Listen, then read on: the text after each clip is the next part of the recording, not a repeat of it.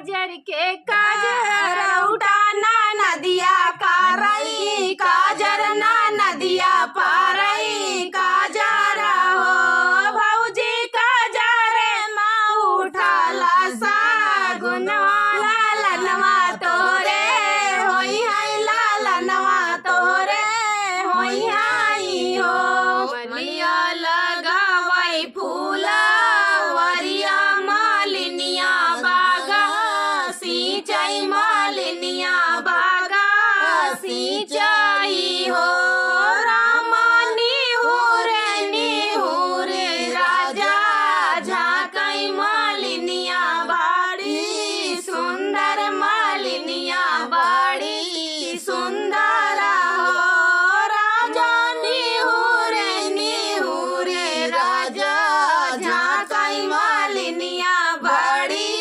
सुंदर मालिनिया बाड़ी सुंदर हो तोरे त भूई भूई हरिया त महालाया टरिया त महालाया टरिया हो राजा तोहरे त बिया हीरा नियवा मालिनिया काहे झाक्या मालिनिया काहे झाक्याई हो राजा तोहरे त बिया हीरा नियवा मालिनिया काहे झाक्या मालिनिया काहे झाक्याई हो त्यागी दे बाई भूई भूई हरिया त महालाया टरिया त महालाया टरियाली हो मालिन त्यागी दे बाई बिया हीरा नियवा तो हाई लइके रहबाई तो हाई लइके रहबाई हो मालिन त्यागी दे बाई बिया हीरा नियवा तो हाई लइके रहबाई तो हाई लइके रहबाई हो मालिनी से जरिया राजा सोमई त मालिनी से रजकारई मालिनी से रजकारई हो मालिन के ही घर जाला में हो रिलवा बाधैया कहाँ बाजई बाधैया कहाँ बाजई हो मालिन के ही घर जाला में हो रिलवा बाधैया कहाँ बाजई बाधैया कहाँ बाजई हो चुप रहा ये राजा चुप रहा कुछु जिनी बोला तो कुछु जिनी बोलाई हो राजा ये तना बड़ा साना सारा बाधैया काहूँ बाजई बाधैया काहूँ बाजई हो राजा ये तना बड़ा साना सारा बाधैया काहूँ बाजई बाधैया काहूँ बाजई हो गीतिया तो गावई हमारी मैया रो रागिया बाहिनिया तो रागिया बाहिनिया आई हो मालिनी हमारे त भाए हाई हो रिलवा बाधैया घरे बाजई बाधैया घरे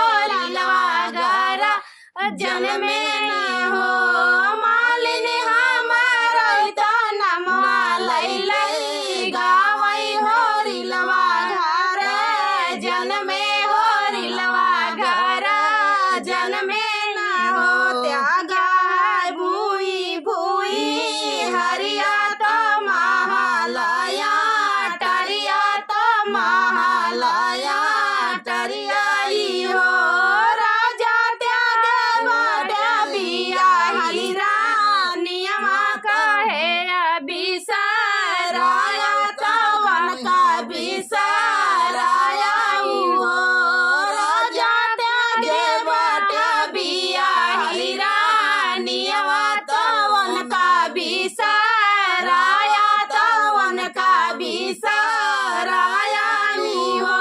इतनी बचाना सुनाई राजा त मालिनी का बतावई त मालिनी का बतावई हो। मालिन तू तो पाने कई पातरिया जे खाई के बा हवाई जे खाई के बा हवाई हो। मालिन बियाही तो सोने का थरिया तो नीता उठी खाबाई तो नीति उठी देख भाई हो। मालिन मालिन वो तो वही सोने कई फारिया तो नीता उठी खाबाई तो नीता उठी देखा मालिया लगा वही फूला